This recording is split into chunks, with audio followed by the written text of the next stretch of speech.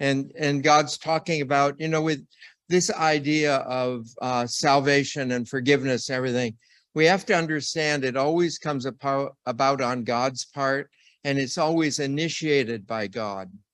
So God's the one who moves towards us. God's the one who brings us about, and this sort of thing. I remember one time in the seminary, we had a professor who was giving us a talk, and he was talking about us being at mass in the seminary. We had this god-awful experience where you had to get up in the morning at about 4, and you had to be in the chapel at 5. And then some demonic force had caused them to have the nuns in the kitchen fry the bacon for breakfast. At the same time, we were supposed to be meditating in silence. You could hardly meditate over the stomachs growling, people drooling. It was disgusting. But this whole thing, the idea that he asked us, he says, why do you go to the church that early in the morning? I'm thinking to myself, I would love to tell you. But the fact of the matter is, he said, you were invited by God. He said, anyone in the whole universe could have come then. He says, and you don't have to yourself. He says, why do you do it? He says, you look at all these things in your life, and you'll come one day to realize that it was a specific invitation to you from God to put you somewhere. And for some reason, it could be anything, but it's a specific invitation of God that is always calling you to places. The interesting thing is that when we deal with one another, our relationships are always what they call interactive. So sometimes I initiate it, sometimes you initiate it. Well, we deal with one another that way, even in ongoing events, that people will initiate, then the other follows, the other initiates this. That is never true with God. God never reacts. God only initiates. And even the things that we do with reference to God, it's God who woke me up. It's God who gave me the legs to walk. And this, I thought I'd shared with you before, but I was talking to someone who's been to several of these retreats the other day. And I had an uncle of mine who, when he died, left very strict,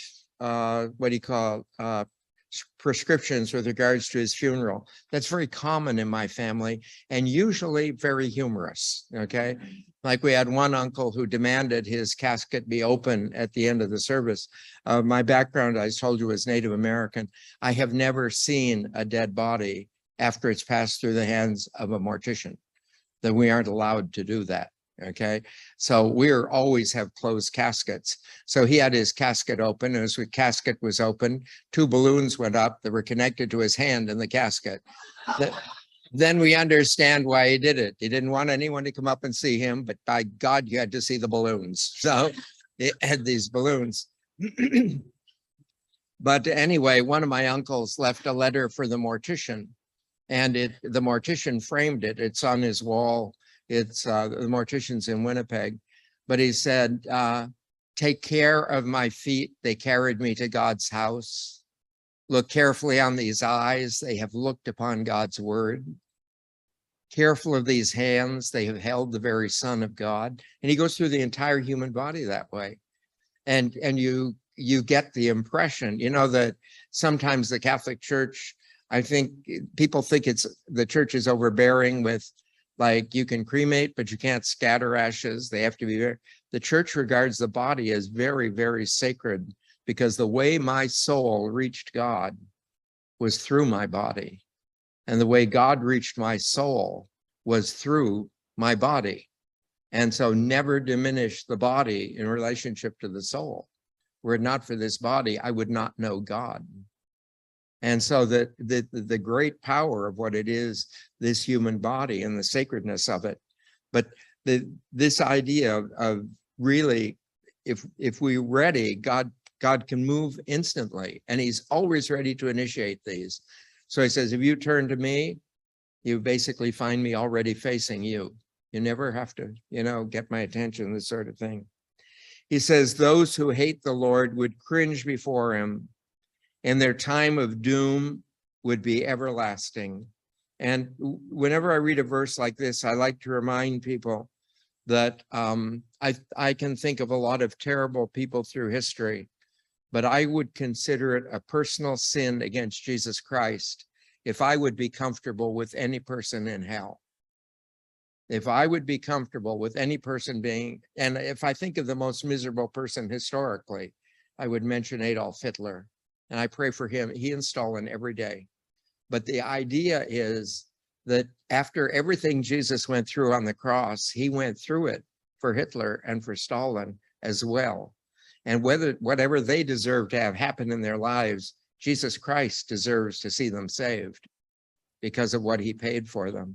And see, that's the whole thing with all of us. When I stand before God the Father, he knows what his son paid for me, you know, and whether I deserve it or not, Jesus Christ deserves to have me in heaven. This idea of the power of salvation, I think some people, you know, if you ever get discouraged or frightened because of your sinfulness and, you know, are worried about salvation, read the baptismal formula. And in the baptismal formula, you will read that God promised you everlasting life. St. Augustine says that the very first thing God will do at last judgment, he will stand up, you know, say, if any person can show me any promise I have ever made and not kept, let him speak now. And Augustine says there'll be dead silence. God never faulted on a promise. And I don't care a lot about a lot of the promises he made, but I do like the idea of if you're born again of water of the Spirit, you live forever. I'm very enthusiastic about eat my body, drink my blood, you live forever. And those are two promises he made to me. And he'll keep them. And it's because he's God, not because of who I am. And to always hold this in our hearts, you know, this majesty and wonder of God. And we must hold in prayers people whose salvation, I will say, is iffy.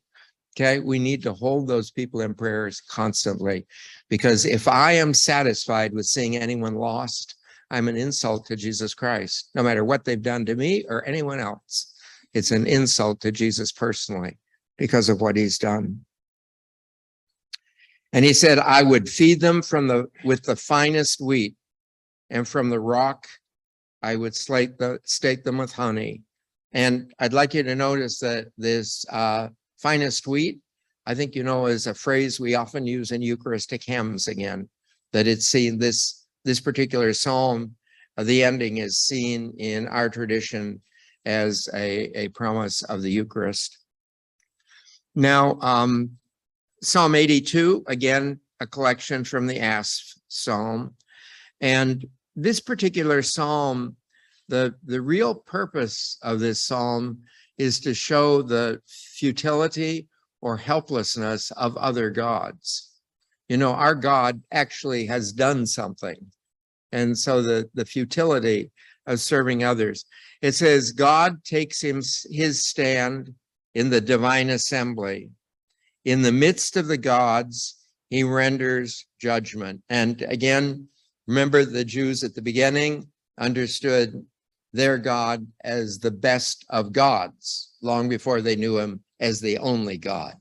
Okay, the idea that God is the only God, I don't know if you know this, comes from philosophy. Because if God is perfect, you can only have one perfect, okay? And so by perfect, that can only be one. That's part of the definition of God. And the Greek philosophers, if you go into Aristotle, Plato, and then a lot of them did not believe in God, but they all believed if there was God, there could only be one, just because of the perfection thing, okay? And I believe that idea came into the Jewish tradition over a period of time, and it came from the Greeks. So this idea, this God is the greatest of all gods, but in fact, there can only be one, so that's him. And I think that's the way it went. So he said, how long will you just judge dishonestly and show favor to the wicked?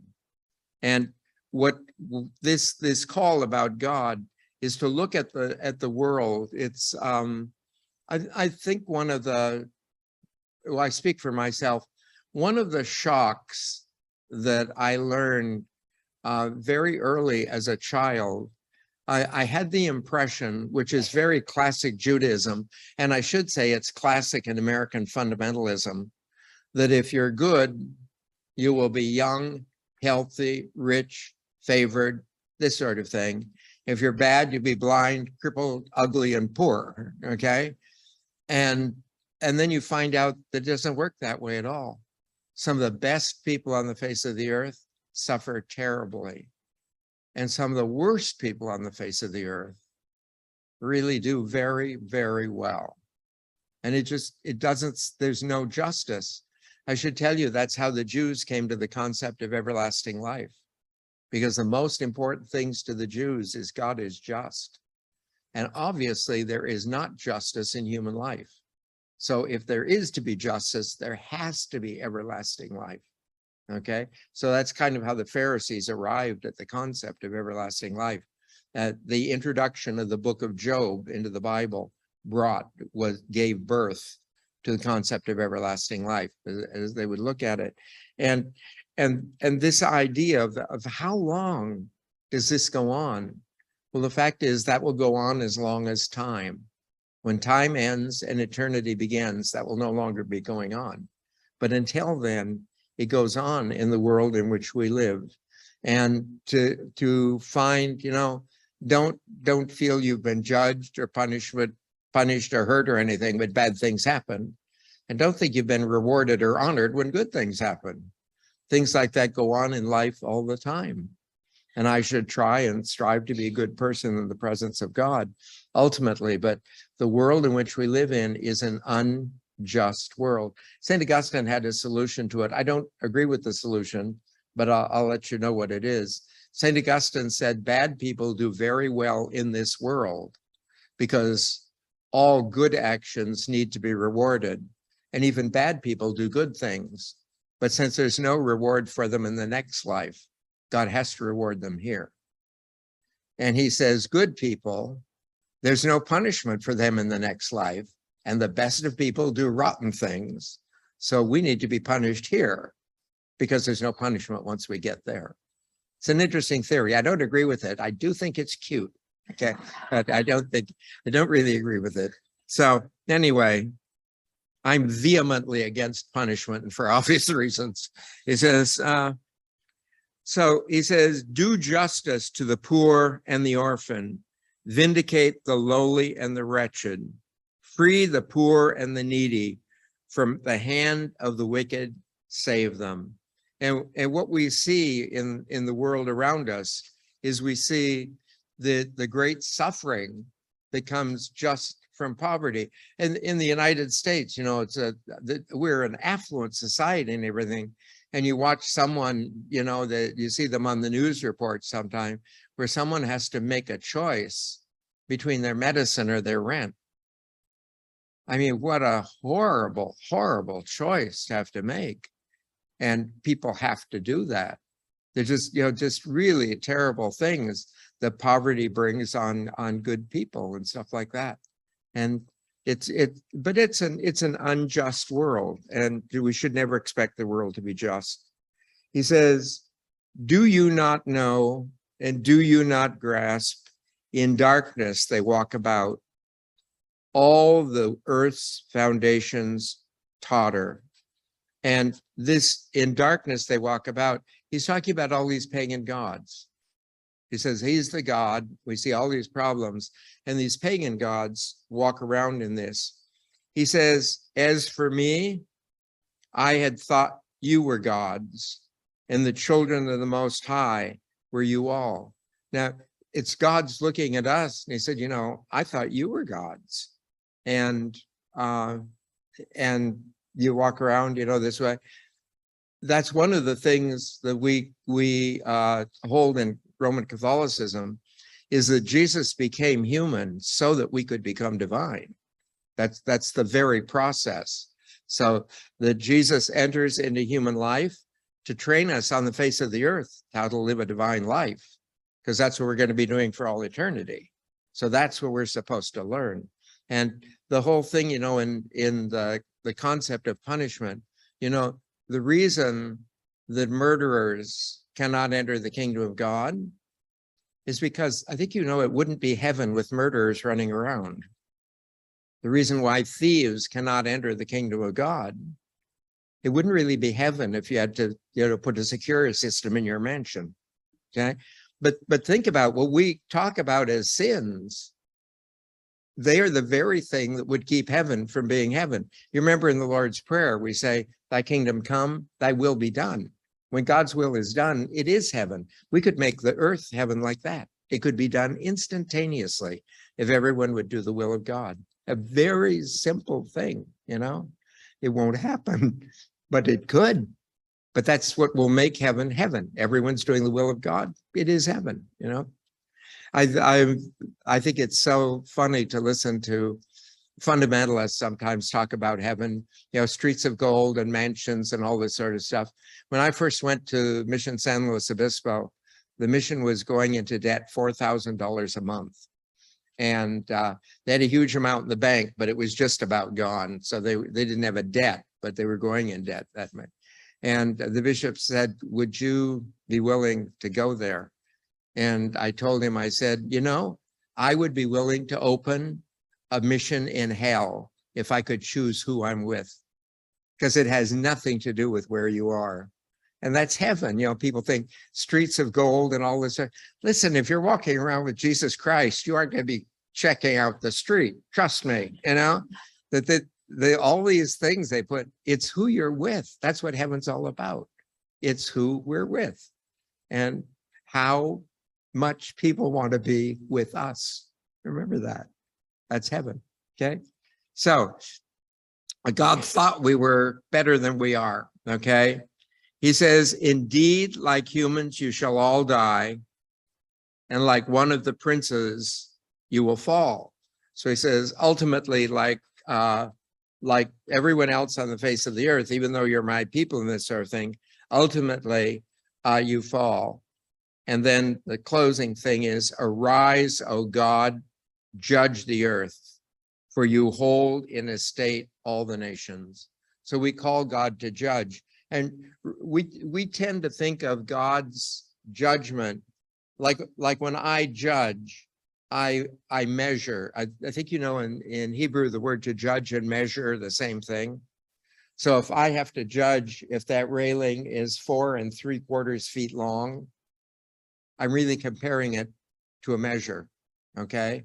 And if God judges me as just, he's comparing me to the measure of what justice is, or he judges me unjust. He's comparing me to, but the thing is, if that's true, then God is dependent upon me.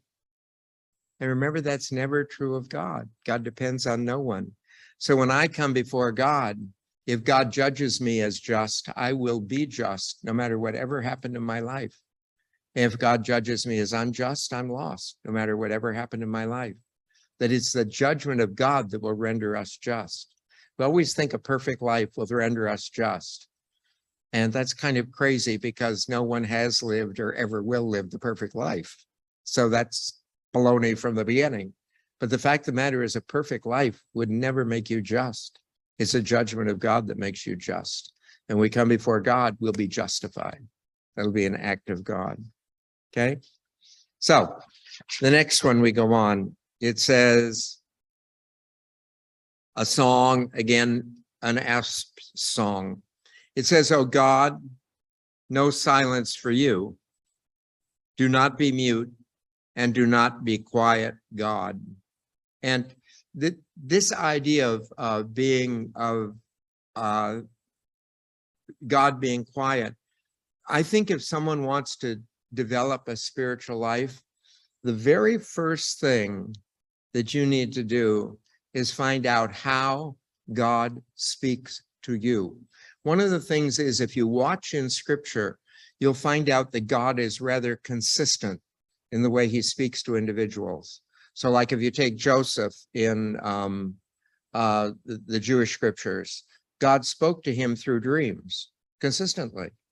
And if you take Joseph in the Christian scriptures, he spoke to him consistently through dreams. He spoke to Moses auricularly, and Moses heard the voice of God.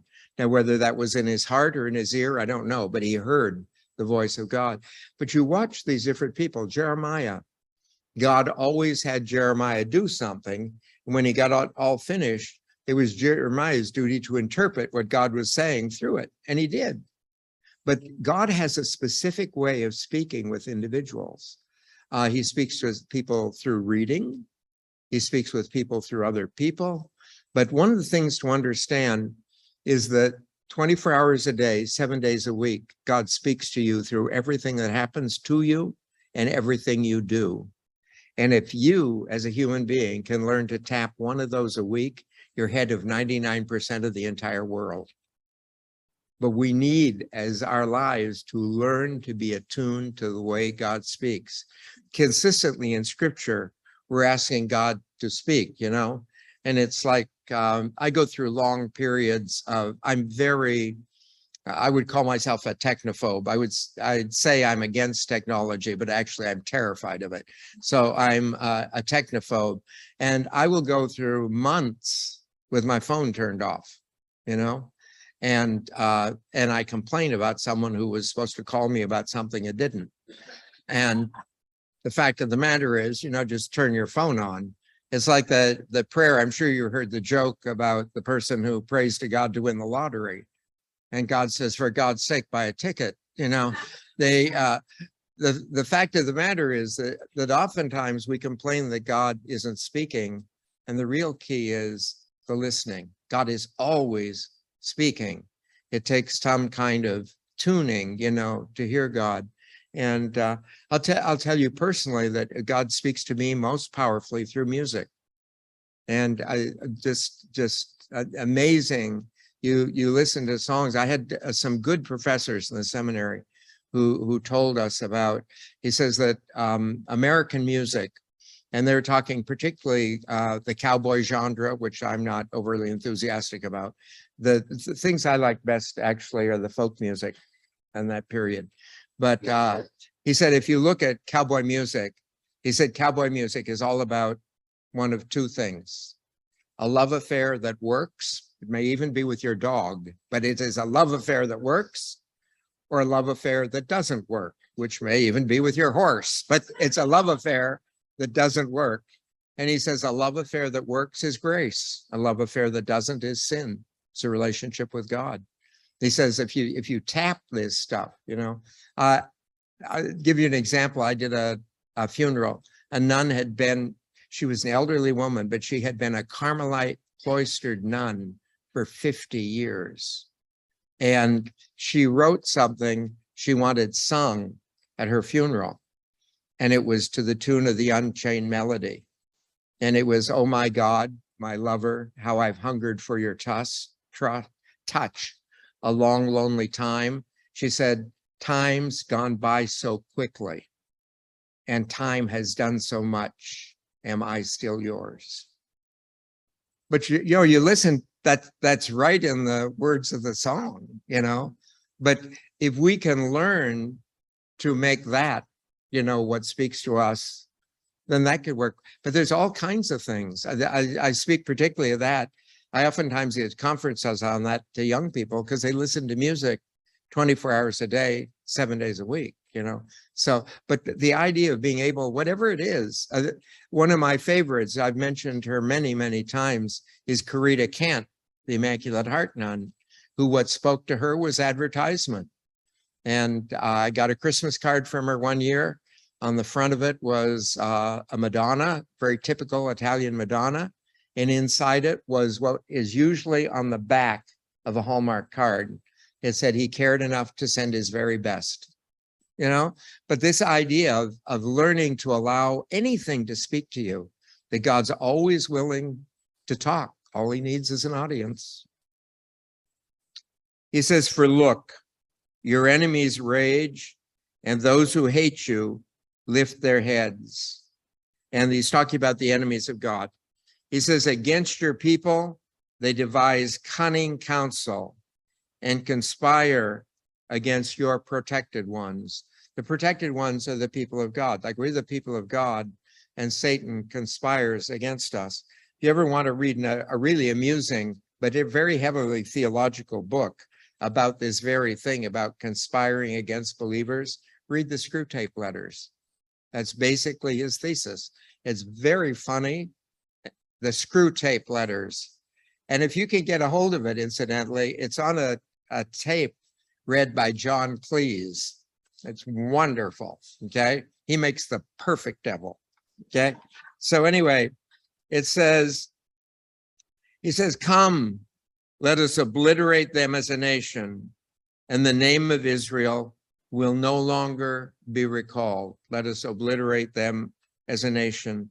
And when I read that, I think of how often that's happened with the church, with Hitler or with Stalin. My favorite example of that was Napoleon. In Venice, when Napoleon took over Venice, he tore down 4 churches in the center of the city so he could make a dance hall. He says Venice has enough churches, so he made this dance hall. But when he was crowned, I don't know if you know the story, that he invited the Pope from Rome to Notre Dame. And in Notre Dame, when the Pope brought the crown over, Napoleon took it away from him and put it on his own head. So there's no sign of the authority coming from anyone else. He put it on his head. At the end of the ceremony, the Archbishop of Paris called him on the etiquette of what he did. And Napoleon said, I am going to spend my life to destroy the Catholic Church. And the bishop looked at him and said, we bishops have been trying to do it for centuries. Thing is, it ain't going to work. Anyway, he says, for they conquered with a single heart. Against you, they sealed a pact. And that's the enemies of Israel at this point get together and make their treaty, they unite in their treaty against Israel. The tents of Edom and the Ishmaelites, Moab and the Hagrites, Gobal, Ammon, Amalek, Philistia with the dwellers of Tyre. Assyria too has joined them and has become an arm for the children of Lot. And what they're looking at, like these names don't mean much to us. You probably recognize Tyre and Syria and stuff, but these are powerful nations at the time that all got together against Israel. In fact, something like that's going on now with Russia, where all the nations sort of united, kind of against, but they've united here against Israel. And he says, do unto them as Midian. Now, Midian was one of the battles that took place during the Exodus, in which the Jews overcame a large enemy. As to Sisera, and Sisera, if you remember, was a gentleman who Judith cut off his head. You remember that he invited her into his tent and she plied him with wine. And when he went to sleep, she cut off his head and left and went back to Israel. The troops were around the city of Jerusalem, and she left. And when she got back to Israel that they were surrounding, they suddenly noticed he was missing his head. And she showed them from the gate where it was. They decided this is not a woman you want to fool with. So they went home, that was the end of it. He says, at Jabin, at the brook of Kishon, and that's another one where battle took place at a brook, and Jabin was the leader of the enemy, and they devoured them. He says, they were destroyed at Eldor, and they turned into dung for the soil. And Endor was one of the large cities that actually was conquered by Saul. He's talking about God has no trouble defeating all these enemies. And so we're calling God to come now. Deal with them, with their nobles, as with Oreb, as with Zeb, Zebah, Zubala, all their princes who said, we shall take for ourselves all the meadows of God. So all these groups got together and they're going to divide up Israel. He says, "O God, make them like the downtrodden, like the straw before the wind." And one of the things that you can see in the scriptures, I mentioned to you before, that time when they got up one morning and all the enemy was just dead around the outside. There have been many, many miraculous deliverances in the history of Israel and in the history of the world. There have been many, many times when the battle went entirely to the one who should not have won it. The fall of Constantinople was an example. The whole world changed on certain of those things historically. And this idea that our God is able to do it. He says, as fire burns down forests and as flames ignite the mountains, so shall you pursue them with your storm and with your tempest dismay them. So, but this idea to understand that when we call on God to do these things, oftentimes God chooses to do them through us.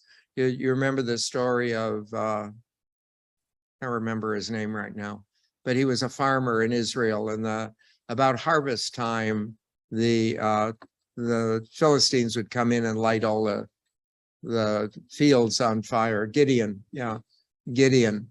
And so they had in the center of their fields, they always had a platform made out of stone, which is where they would winnow the wheat. Okay, so they are barley rather. So he goes over there and he prays to God to deliver the people. And God says, what a great idea. So he says, I'll send you. And Gideon argues that he's just a farmer and he's just a kid. God can't be dissuaded. So Gideon asks for volunteers. It's amazing. He gets a huge number of volunteers. And you think about it, he is just a kid and he is just a farmer. They must have really been desperate with regards to what the Philistines are doing. So anyway, they decide to follow this character. And God looks at them and he says, there are too many people. And Gideon's thinking, how could we have too many? I'm a farmer and a kid, you know. But God says, have everyone who's scared or everyone who's newly married go home. And so they did. God thought there was still too many. And so he said, have them drink in the brook. And the ones who put water to their mouth and the ones who bend in and drink it with their lips, I forget which is which, but one group of them would be used as the army and the one would be sent home. And finally, it's a tiny little group.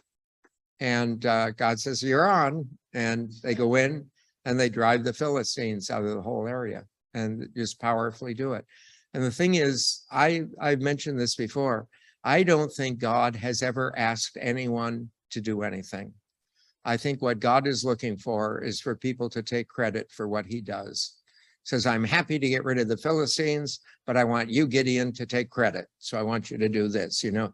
I'm going to bring all the Jews out of Egypt, but Moses, I want you to take the credit. And so what he does when God calls us, he's really calling us to take the credit for what he's about to do. That's the call of God. And so the response works that way. And he said, fill their faces with infamy, that they may seek your name, O Lord.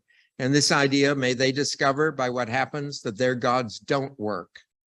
And in that, may they turn to the true God. He says, may they be ashamed and dismayed forever. May they be disgraced and may they perish. And may they know that your name is the Lord, and you alone are high over all the earth. And so this idea that we ask God to intervene, again, in the Jewish tradition, for his reputation. Okay, now we want to be saved, but we're asking God to intervene because of his reputation.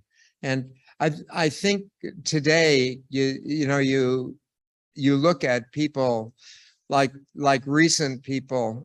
One of the things, we have a little booklet called an Ordo that tells us what prayers to say at Mass and what Mass to follow each day. And it's printed up each year. because, you know, there are a lot of saints canonized whose masses aren't yet in the books because they're canonizing people hand over fist today. So we have a lot of these. But one of the things that's interesting to me when I look at that book, do you know there's a percentage of saints who died in my lifetime? And they lived a good life, died, and were canonized. John Paul II, John the 23rd, Mother Teresa, Teresa Benedicta. I mean, I just go through a whole list of them, but at least twice a week, we celebrate the feast of a saint who died during my lifetime. And this idea that we live in a time of immense holiness. You know, we look at what's going on in the world today, and the people in the world who are bad are not medium bad. The people in the world who are bad are really bad. But the holy people in today's world aren't lukewarm either. The holy people in today's world shine like torches. We have this amazing, you know, never in church history, they usually after you die, you have to have the miracles and all this sort of stuff. These people have miracles as they're dying. I don't know if you know anything about the Native American saint, what do you call her? Kateri. Yeah, in Mohawk, she's Godali Tequith. But when she had smallpox, was completely deformed by the smallpox, and as she died, her face restructured, and they stood there, watched, and she was beautiful at the time she died. And that's one of the miracles. But I mean, the people's miracles come on just like this. Someone like Padre Pio, his miracles all occurred before he died. You know, the holiness that you see in the church today is absolutely amazing. But the evil you see in the church today is absolutely amazing as well. It's a world of extremes, you know. Pick the right extreme, but you're going to be extreme, okay?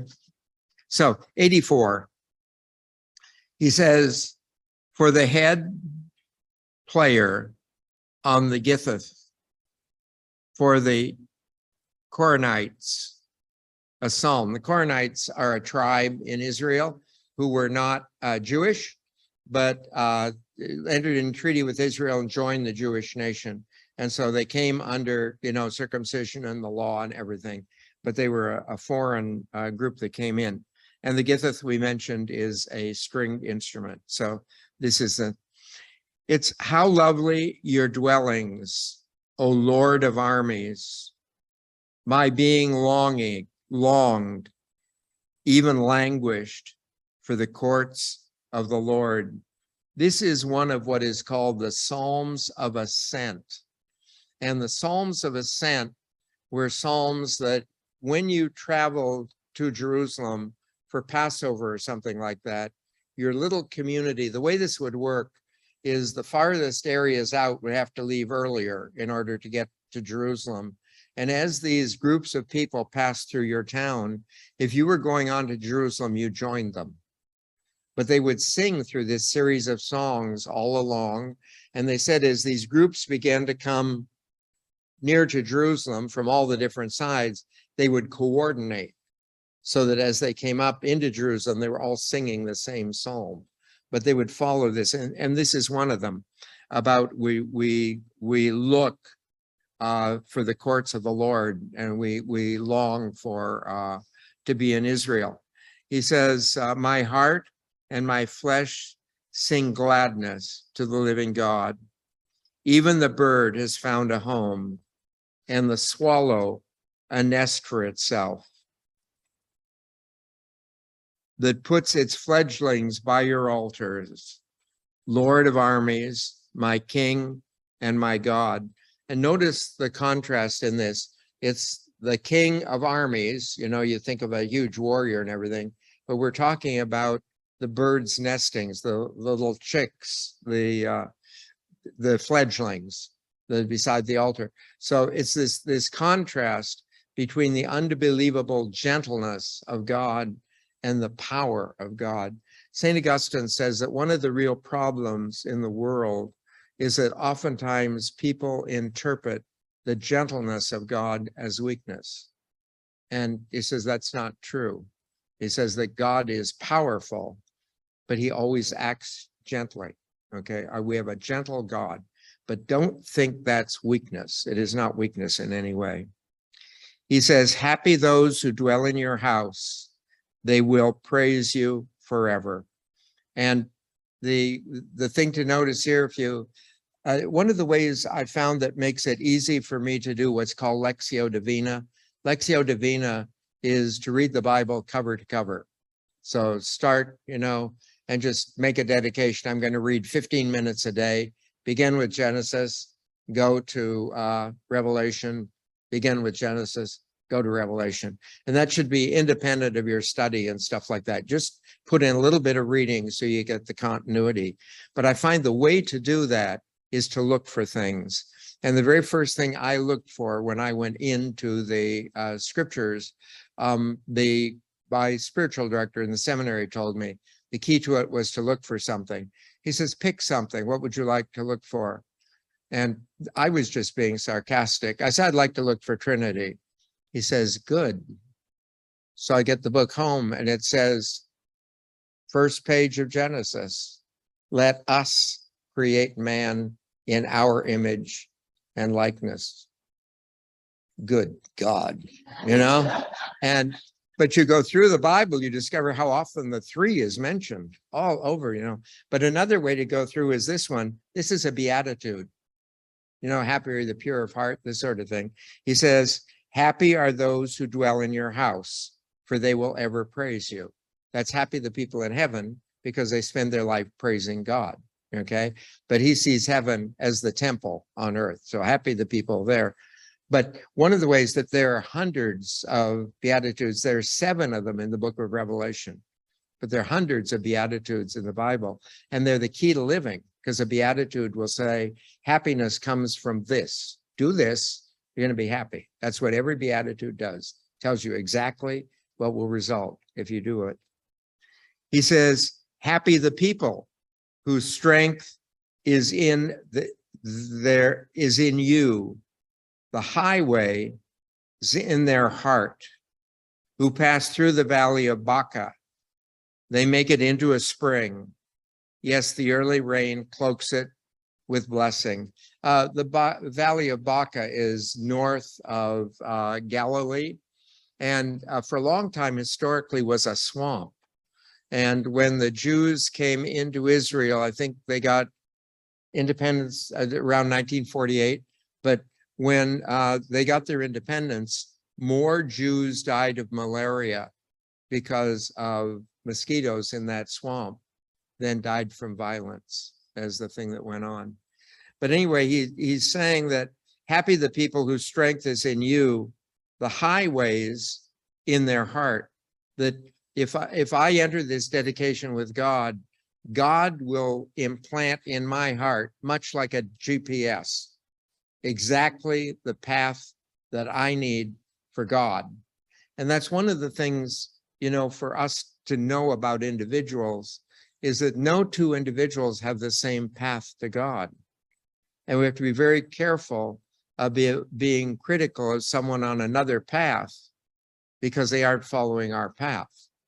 It's enough they're on their way to God, and God works that out. But I told you that we each know something about God that no one else knows.